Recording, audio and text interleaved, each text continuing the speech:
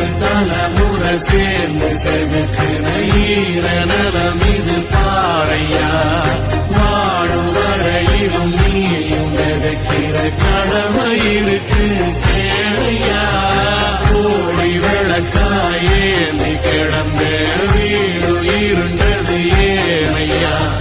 மாட விளக்காரியும் வரத்தா வீடு ஏங்கி இருக்குதையா.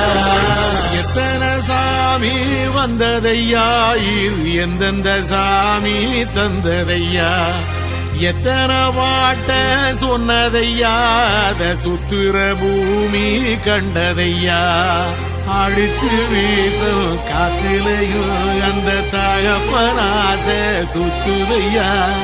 வெளிச்சு பூக்கும் வேலையிலும் ஒரு வம்சத்து கதையே உள்ளதையா.